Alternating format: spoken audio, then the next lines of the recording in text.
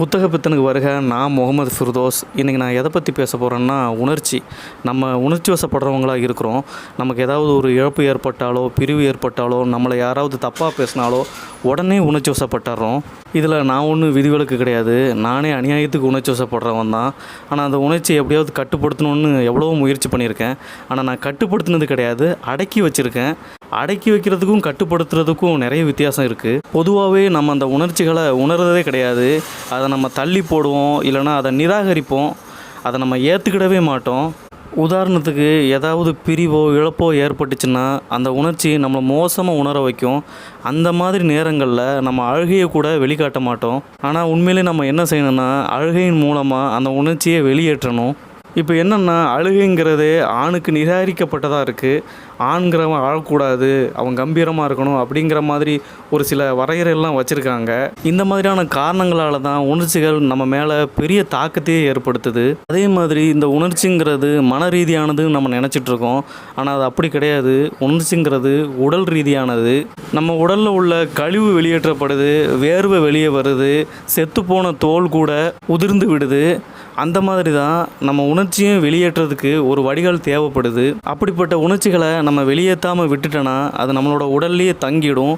பின்னால் நம்ம தசைகள்லேயே அது வலியை ஏற்படுத்தும். அதனால தான் நம்ம இந்த மாதிரியான வார்த்தைகள்லாம் வெளியேற்றுறோம். என் வயிற்றை பிழிகிற மாதிரி இருக்குது, என் நஞ்சை கசக்கி இழுத்த மாதிரி இருக்குது, என் இதயத்தை சுண்டி இழுத்த மாதிரி இருக்குது, என்னோட தோள்கள் கணக்குது, என்னோட தொண்டை அடைக்குது. அப்படி மாதிரி உணர்ச்சி அடக்கி வைக்கிறது என்னன்னு பார்த்திங்கன்னா, ஒரு சில சூழலில் நம்ம ஒரு சில உணர்ச்சியை கையாள முடியாமல் போகும்.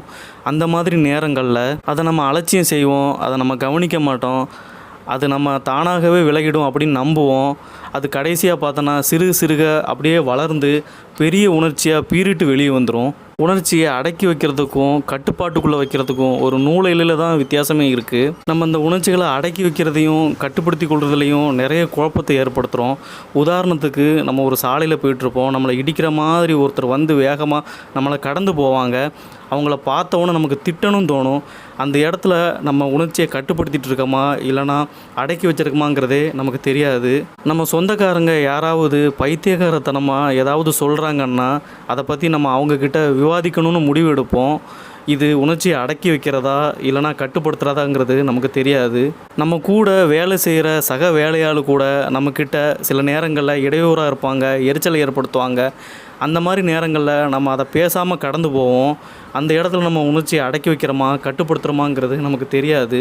முதல்ல உணர்ச்சியை அடக்கி வைக்கிறதுனா என்ன, கட்டுப்படுத்துறதுனா என்னங்கிறத புரிஞ்சால் மட்டும்தான் இதில் எதை நம்ம பண்ணிகிட்ருக்கோங்கிறதே தெரிய வரும். உதாரணத்துக்கு, இந்த உணர்ச்சியை அடக்கி வைக்கிறதுங்கிறது ஆழ்மன ரீதியானது. அதே உணர்ச்சியை கட்டுப்படுத்துறதுங்கிறது வெளிமன ரீதியானது. பொதுவாகவே உணர்ச்சியை அடக்கி வைக்கும்போது நம்ம எப்படி உணர்றோங்கிறது நமக்கு தெரியாது. அதனாலேயே நம்மளோட நடத்தையோ இல்லைனா செயல் நடவடிக்கையோ நம்ம கட்டுப்பாட்டில் இருக்காது. அதுவே நம்ம உணர்ச்சியை கட்டுப்படுத்தும் போது நாம் எப்படி உணர்றோங்கிறது நமக்கு நல்லாவே தெரியும். அதனால் நம்மளோட நடத்தையோ செயல் நடவடிக்கையோ நம்மளோட கட்டுப்பாட்டில் இருக்கும். உணர்ச்சியை கட்டுப்படுத்துறதுங்கிறது நாம் எப்படி உணர்றோங்கிற பிரஞ்சையோட கான்ஷியஸாக இருக்கிறது. நாம் கோபமாவோ வருத்தமாவோ வஞ்சிக்கப்பட்ட மனநிலையோ இருந்தோன்னா, அதை பற்றி நம்ம அறிஞ்சிருந்தோன்னா அதுக்கு நம்ம என்ன நடவடிக்கை எடுக்கணுங்கிறது நமக்கு நல்லாவே தெரியும். அப்படி என்ன நடவடிக்கை எடுக்கணுங்கிறது நமக்கு தெரியாமல் போச்சுன்னா நம்ம உணர்ச்சியை உணரலை, அதை அடக்கி வச்சுருக்கங்கிறது அந்த இடத்துல புரிஞ்சுக்கணும். உதாரணத்துக்கு, அதே சாலையில் ஒருத்தர் வேகமாக உங்களை இடிக்கிற மாதிரி வண்டியில் கடந்து போகிறான். அந்த நேரத்தில் அதை எப்படி உணர்றோங்கிற அந்த பிரஞ்சை நம்மளுக்கு இருக்கணும். அப்படி இருந்தால் மட்டும்தான் அதுக்கு எப்படி எதிர்வினை ஆட்டணுங்கிறத நம்ம கட்டுப்பாட்டில் வச்சுக்கிட முடியும். இங்கே நம்ம ஒன்று தான் புரிஞ்சுக்கணும். உணர்ச்சிகளுங்கிறது தற்காலிகமானது, அதுவே நடத்தைங்கிறது நிரந்தரமானது. இப்போ நான் பேசிகிட்டு இருக்கேன், பின்னாடி ஆட்டோ சத்தம் கேட்டுக்கிட்டே இருக்குது. இந்த டைமில் நான் உணர்ச்சி வசப்படுறேன், அதை உணராமன்னா நான் அதை அடக்கி வைக்கிறேன்னு தான் அர்த்தம். ஆனால் அதை நான் உணர்ந்துட்டு இப்படியே நான் பேசிக்கிட்டு இருக்கேன் அப்படின்னா அதை நான் கையாளுறேன்னு அர்த்தம். அதாவது என்னோடய நடத்தை எந்த மாதிரியான நடவடிக்கை எடுக்குதுங்கிறது என் கையில் தான் இருக்குது. இப்போ சொன்னது எல்லாமே இந்த மவுண்டன் இஸ் யூ பை பிரைனா வெஸ்ட்டுங்கிற புத்தகத்தில் இருந்தால் எடுத்திருக்கேன். இது ஒரு சின்ன புத்தகம் தான், முடிஞ்சால் வாசித்து பாருங்கள். உங்களிடமிருந்து விடைபெறுகிறேன். நன்றி.